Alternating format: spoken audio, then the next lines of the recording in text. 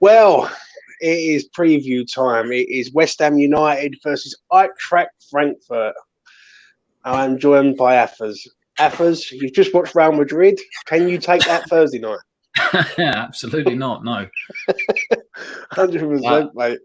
I need to breathe for a bit after that. That was genuinely ridiculous. That's probably one of the best games of football I've watched in probably the last 10 years. That was unbelievable. It was so good. But no, I can't take that on Thursday night, and I don't want to have to watch that on Thursday night, but we're going to. So, yeah. It's going to be fun, mate. It's going to be fun. I've got a couple of players, Tom, that you might recognise. Let me start off with this man. And it is their Japanese attacking forward or midfielder. What do you make of this man? He's old. He's older. He's a lot older than what people think. I think he's in his 29. mid 29 is, I think he is. Is he 29? I'm maybe thinking of there's a few Japanese players that play in the Bundesliga that are a little bit older, but yeah, seems to be a good attacking threat for them. Seems to. Thing is that we could look at every single one of these guys, but no single person stands out as like anything majorly too dangerous. If that makes sense. It's not like, oh my god, they've got a Declan Rice or they've got a Kane or something. They're just they're going to be very tricksy. They're going to be just good standout pros that do well in their own respective league in the Bundesliga. I'm sure. I know he plays either sort of out wide or in behind the striker, and he can probably do what the likes of Ben Rama and thingy does, but just do it in the Bundesliga. So I don't think they're going to be anything special, but they're just going to be good, solid pros, I guess. But we don't see them every week, and they do it. What it is, they play like a 3-4-3 system. Like it's like 3 at the back, 4 across the midfield. Then it's a 2, then it's a 1, and he plays as like one of the sort of it's not like a 3-man attack. It's like a straight up attack with I think it's Barrero up front, or Rafael Barrero, I think his name is, and then you got him in behind with Jasper Lindstrom, I think his name is. Good player. I've seen a little bit of this bloke, not much. I ain't gonna say I've seen loads of him, but he's tricky to say the least for me. And he looks like he can make something happen. Obviously, they've got other players in there who can definitely make stuff happen. Do you know what I mean? So, yeah. Have you seen anything of this geezer at all? I mean, I think he's been at Frankfurt for a while. I think he must have played when they were at Chelsea maybe a couple of years ago. And thingy, if I have, I know of him, but I haven't paid much attention. Like I've probably watched Frankfurt games in the past, and nothing sort of jumped out at me from him. Yeah. But I know I know of him, and I know where he plays, and etc. But nothing I'll tell you what, out, I would say. Let me have a look at this. Right, this is what I found earlier on a predicted lineup. And this is Frankfurt's team that I sort of done a little bit of scout. Ex-boyfriend in goal. Yeah, 100%.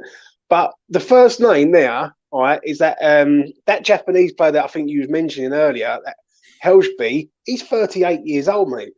That centre half is 38 years old. I done a little bit. Yeah, that's the one I was thinking of. They've got there's actually quite an influx of Japanese players that play in the Bundesliga, and they're listen, they keep going to the well because, like I said, there's genuinely, I think there's about 5 to 10 Japanese players that play over there, which is really, for such a small footballing nation that aren't exactly have been blessed with footballing talent in the last sort of 30, 40 years, it's quite good. So clearly these guys are good enough to be playing there. Yeah. Again, the thing is, on that team sheet, there's probably 3 or 4 names that jump out to me straight away. Obviously, we'll get onto the main threat, which will be Kostic, but obviously Trapp, when he used to play for PSG and famous for dating Rihanna. And then you've got Hinteregger, who's... I didn't get that. Again, could you try again? I need to take this off. Every time we do a stream, my watch decides he wants to join in. Hinteregger, who's a very good... He's solid, mate. Centre half. Very, very good goal scoring centre half. I think it was a couple of years ago, whatever. He was one of their top scorers. He always plays for Austria, doesn't he? Austrian. Yes. Yeah. No nonsense, tough centre half. So he's a bit of a rock in midfield. Roda, I'm pretty sure, played for the German national team once upon a time. Maybe even played for Dortmund. He is. That's the man who I do fear, if I'm honest. Roda. I think he's very, very good. Now, I'd have to check, but if that is, I don't know if that's the Knauf that's on Dortmund's books. He's like Agner Knauf, maybe. I don't know if whatever, but he's supposed to be a bit of a wonder kid as well. Like I said, the thing is, when you look at that team sheet, other than sort of the one name, which is the biggest threat, I would imagine going forward, even though he's not their top goal scorer, I guess in the Bundesliga or this season, which is Borre. Other than Kostic, nothing jumps out to scare you. Do you know? I mean, if we were looking at the other leg and we were looking at Leipzig, we'd be going, "Oh Jesus, they've got like too deep at every position that we're going to have to be fearful of." It's really interesting. Obviously, we can't overlook them, but on looking at that as a first 11, it's not the best we've actually come up against in the competition this year. So it does fill you with a little bit of confidence. But that team there, that sort of predicted team, is like a 3-4-3 system. That's the one thing I will say. West Ham do seem to sort of struggle. They do play teams who sort of set up three at the back with wing backs, and like obviously Kostic on the left hand side. Our right back, whoever our right back is going to have to be on it, aren't they? Let's be honest, because Kostic is decent. Serbian. Yeah, I think that's the problem, isn't it, with the system that they play is the overlapping, I think, sense of it. So obviously, if Soufal does play, that's going to be on him to make sure that he's back, especially if he's going forward, and he needs to make sure he's up and down that left, especially if Cresswell's back and he plays, he may have his work cut out for him. It is as well that Ansgar Knauf from Dortmund as well, so he's a very fast, tricksy winger. He's on loan from Dortmund, so they've got some good players, but again, it's nothing. What I'm formation? Not trying to sound overconfident, but the only thing I think, and I've said this before, the only thing I think that's going to do us in potentially is that we're going to struggle to break down them, because whereas we've played the likes of Lyon, Sevilla, who want to come at us, I think they're going to be quite happy to sit deep and hit us on the counter-attack, which could play into their hands, because that's obviously, we've found that to be very effective in this competition so far. So it's going to be interesting, but I think maybe the formation tactically is where it's going to be won, because I think that's going to be the biggest issue for us is matching up against a team like that, because notoriously we just don't do well when we're the ones that are dominating play. It just never works out like that for us. What do you reckon what Jay Wood says? He says, question for James and Athers, what formation do you think we play? The problem is with it, I think we're going to play 3-4-3. But I don't think we've got a lot of choice. I think if Zuma comes back, then we go 4-2-3-1. But we're going to have to attack this team. There's no two ways about it, because they're, like you just said, they're going to set up defensively and try and hit us on the break, really, aren't they? Let's be honest. Yeah.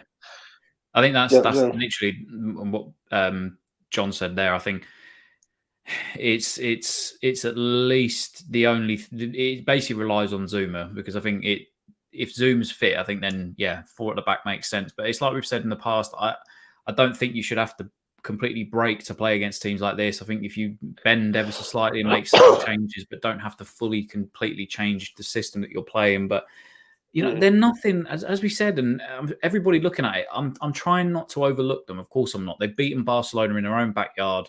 They've got this far for a reason. They've got some good talented players.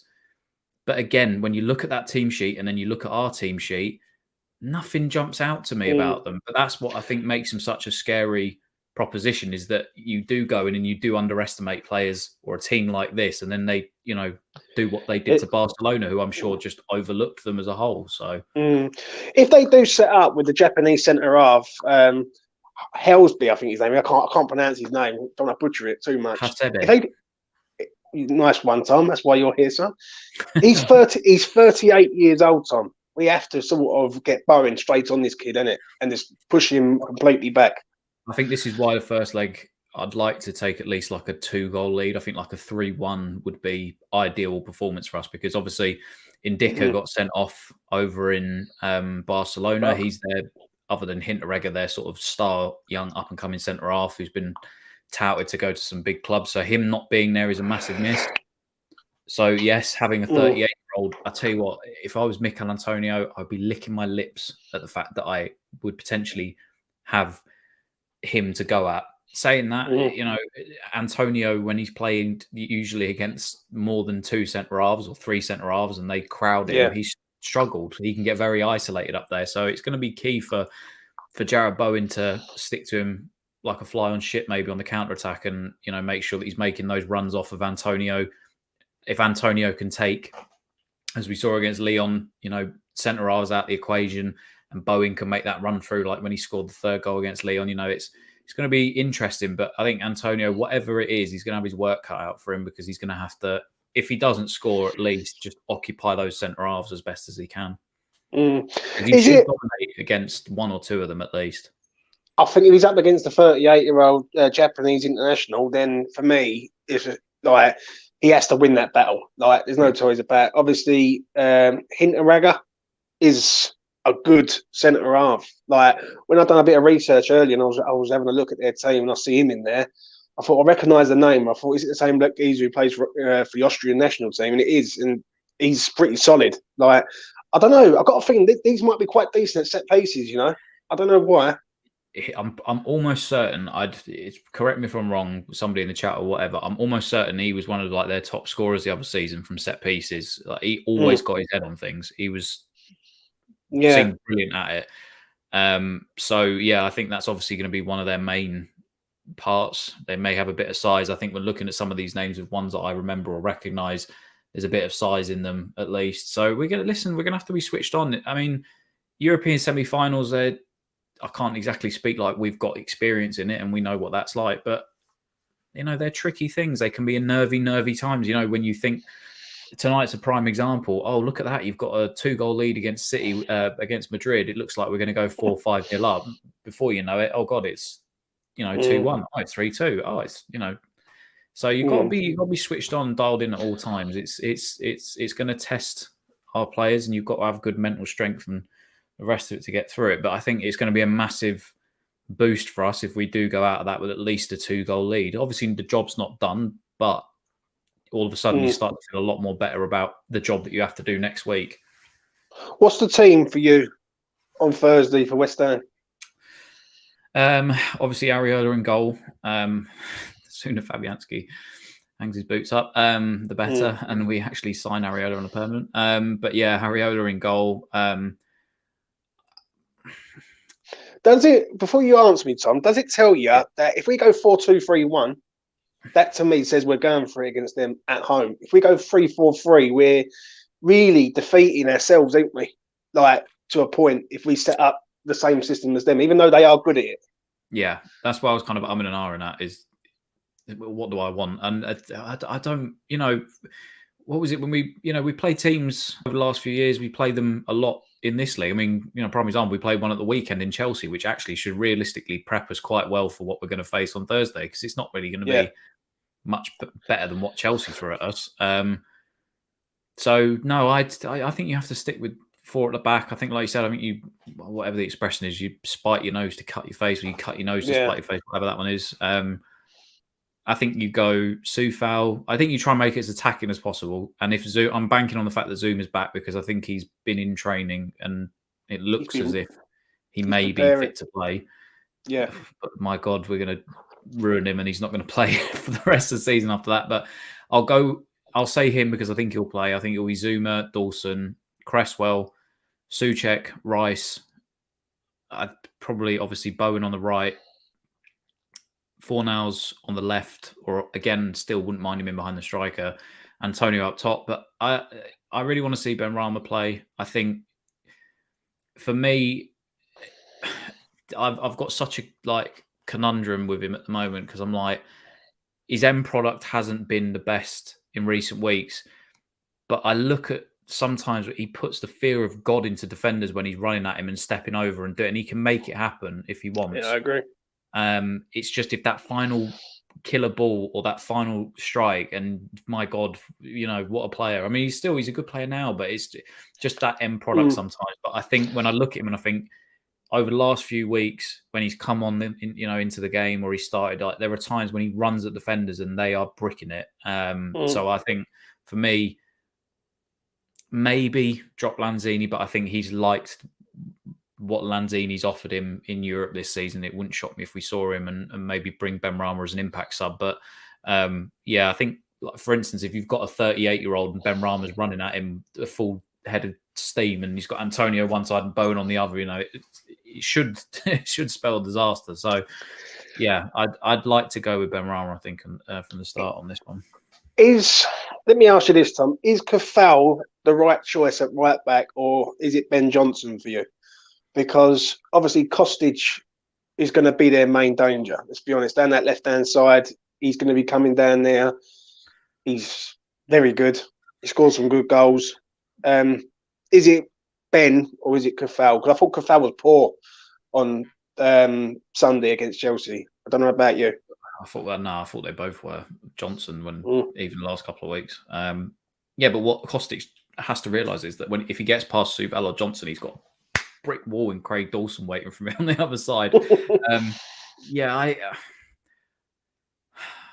was thinking about this earlier. I still would prefer. It's like when I've seen links to Aaron Wan-Bissaka and stuff today. It was doing my head in because I'm thinking the guy can't go forward to save his life. Like defensively, yeah, he's all right. He was good at Palace, like he was a standout, but crap going forward. And I look at Johnson in the same thing. Whereas maybe Johnson has time to get his game attacking wise to that level. I don't think it's quite there yet, and I still think we're going to need that attacking threat maybe more so than the defensive one, because I don't think in this game, I think obviously we probably will have more of the possession, especially being at home. So if we can capitalise on that by having our more attacking players, i.e. Cresswell, Soufal, that will look to get onto the overlap and actually provide good crosses and stuff, I think you've got to go with a more attacking option. But I'm not going to begrudge him if he goes with Ben Johnson. It's sort of either or. Which one do you prefer? But I think in terms of attacking output, I would like to see Soufal, I think. He's got to improve. Soufal for me though, I must admit he hasn't. Oh god, yeah, he's been way off. I think it's so unlucky when you get an injury like that mid-season. I think, and then when you come back, it's the same as what people were saying, like, oh, we need to chuck Ogbonna in as soon as he comes back. But you can't, because they've already gone past the pace of what you're playing at that season. They can't get up to where the other players were, and I think that was the thing with Soufal, was that right in the middle of your season, you get a pretty minging injury like that, and then coming back. But saying that even before his injury, I mean, he's not really been great this season anyway, but I still think even when he's not at his best, he's still a better attacking threat than Johnson is down the right. See, that's the thing. He hasn't, like, I agree, he hasn't been the same player this year. Like, this year he's been hot and cold. Like, sometimes he do something good and then he did three things bad. It was just like, he's very been inconsistent, to say the least. Let me ask you this, Tom, before we sort of come towards the end with predictions and everything. How much of a big game is this for Mikel Antonio? Because this man hasn't scored a goal this year, or New Year's Day. Let's put it like that. And so, huge. How much does he need a goal, this man? Oh, massively. As Donald Trump would say, it's huge. It's huge. He needs it. Thing is, we all said, like, after the Lyon game, as long as you put in a performance like that. And you may not score every week, but at least you've absolutely, like I said before, terrorised the centre halves. We can come away and think, actually, yeah, I can see what you're bringing to the team now. There are no excuses for him. He's had a week and a half off since Lyon. He's had a nice rest. He didn't have to come off the bench the other day. We need you now more than ever, mate. And do you know what? If you came and you scored in this leg and you scored the last couple of goals to get us into the final or whatever, all would be forgiven just for the second half of the season, because you've been diabolical for most of it. But there are no excuses now. He's got to put in 110%, but I think hopefully we'll see that, because he's had a nice little sort of 10-day rest or whatever it's been. So, yeah, I think it brings confidence in with everybody else around him, because it's, you know, I said to you at the start of the season, it almost felt like Benrahma and Antonio play well when each other plays well. Almost like when Antonio wasn't playing well, Benrahma started to drop off at the start of the season. And, you know, he helps everybody else around him. He helps Bowen and allowing him to get into positions if Antonio is playing well. It helps Rice. It helps the team out if he backs into defenders. He makes a nuisance of himself. So, like I said, even if he doesn't score, but he puts in a similar shift to what he puts in from Lyon, and when he comes off that pitch, he's absolutely dead on his feet, I have no issues with it whatsoever. But I can't excuse him if he doesn't do that and then doesn't get a goal. Because it's just been, I've got to be honest with you. I agree with you on this one. I think it's all or nothing for me on this one with Mikel Antonio. I totally agree with what you just said there. He's had a lot of rest now. There's no excuses. He's fully fit. He's been pampered into this moment, and hopefully on Thursday he turns up and performs. If he doesn't, then that, to me, there is no excuses, and he deserves criticism if he does do that. Obviously, Mickey has been 1 minute he's good, 1 minute he's okay, and 1 minute he's absolutely horrendous. Obviously, Cresswell comes back in. He's going to be back, which is a major plus. How important is it, Tom, for Souček and Rice to get this sort of partnership back in like tandem, basically? Because Rice and Souček haven't really been flowing of late, so to speak. Don't even get me started on Souček. I don't like. Out of the two players you thought needed a rest against Chelsea, Souček was literally the one that you would rest. I don't understand it. Yeah, it's massively important. They're going to have a big job up against them. I mean, looking at it again, if they play in that system, they should have an easier job than they did against Sevilla and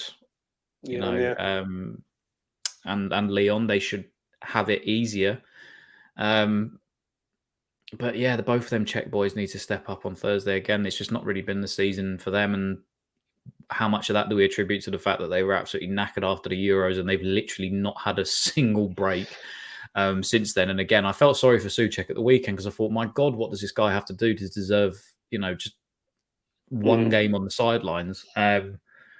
So yeah, I think obviously the midfield battle will be key, but I think this is a midfield battle, especially again, on paper, looking at it, we should dominate them in the midfield. We should. So any excuses, and there shouldn't be any excuses, for them not dominating it. They will be potentially stubborn to break down at times. They probably will defend with 5, but I don't need to see any gaps. I don't need to see Souček looking laboured or anything. Again, as Deck said last time when we played Lyon, if you can't get up for a game of football of this magnitude, then you shouldn't be playing football. So yeah, it'll be interesting to see. But again, looking at it on both sets of teams, that should be a midfield that will dominate, I think.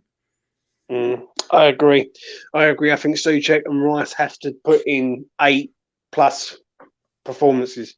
I must admit, their captain, Frankfurt's captain, Sebastian Roda. I remember him at Borussia Dortmund, mate, and he was very good then. Obviously, he's gone to Frankfurt, and he used to play for the German national team. I don't think he's anywhere near it now, but from what I remember of that man, he was very, very good. Yeah, Souček and Rice have to be like the dream team on Thursday. So, Tom, you are going on Thursday. You are making your long trip down from north to south. What is your prediction for Thursday night, mate, when you're there? Alcohol consumption. I still think I'm going to stick with 3-1. I just think we've got enough to beat them. And again, I don't want to do the old. I'm looking past who they are. I think we have enough. I think we have enough. On paper, we should have enough. And if we play like we did against Sevilla and Lyon in both legs, we were absolutely superb. I don't want to see any of the shit that we saw against Chelsea at the weekend.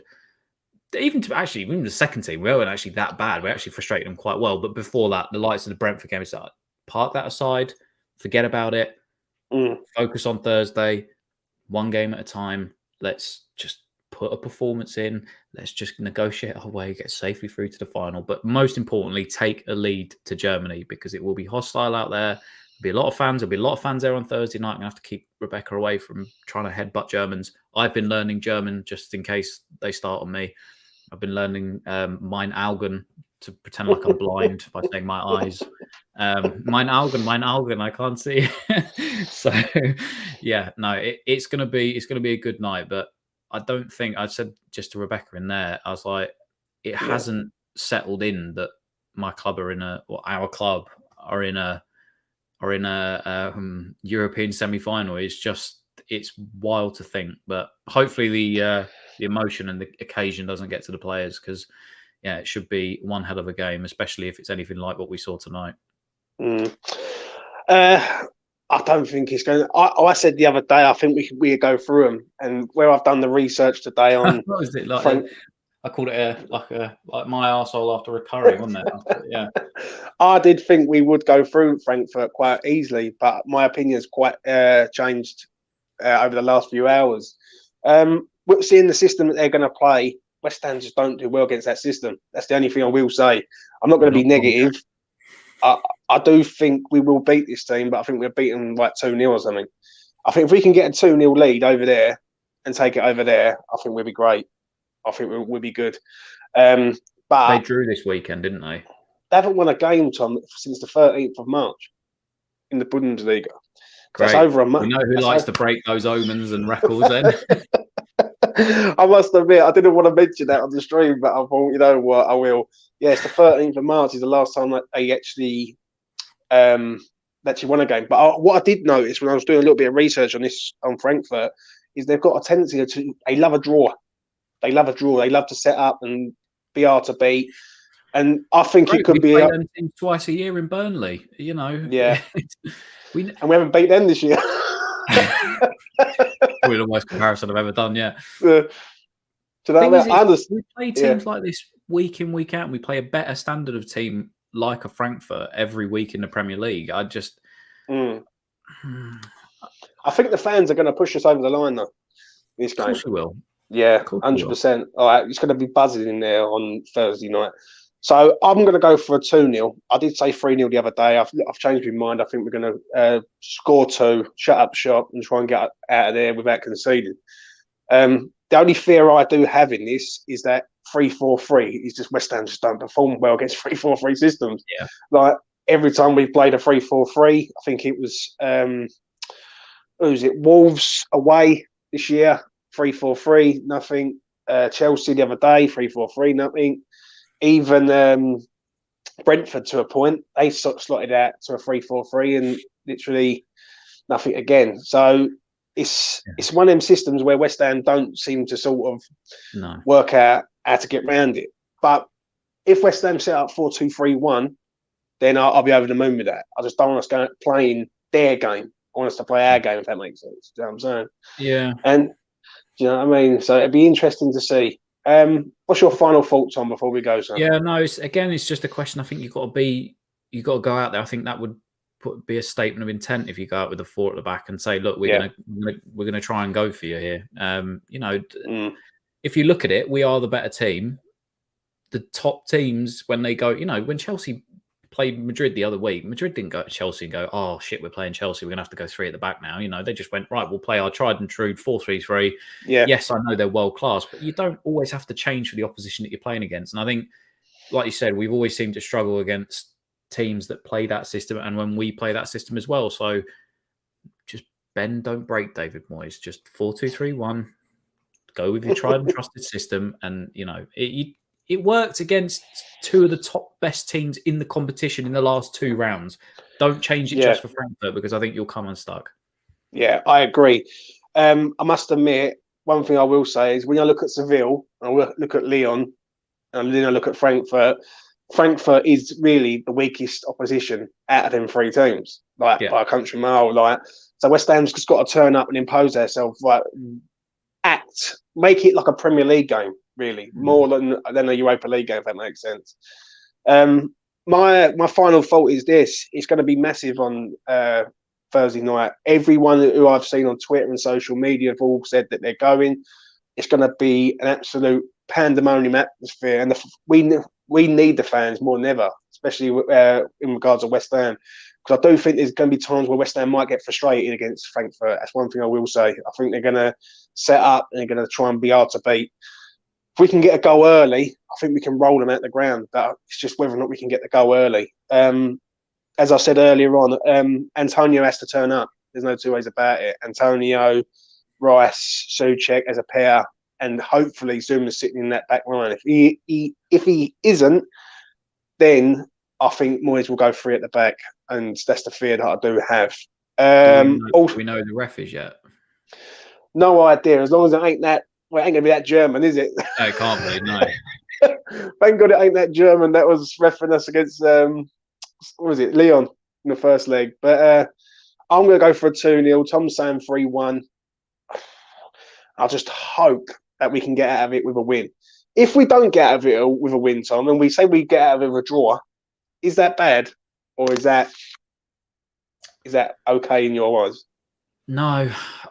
The thing is, it's all right because we proved that we could do it in Lyon, but I think you've got to be really careful, especially in competitions like this. It's very difficult. Although I'm looking now, UEFA has appointed a Dutch referee who's dished out 143 cards in 34 games. Sweet. So get on the over 2.5 cards each team, because and also if Kafal starts, get on him to get booked, because he's got up against Kostic on that left-hand side, and I can see him bringing him down at some point.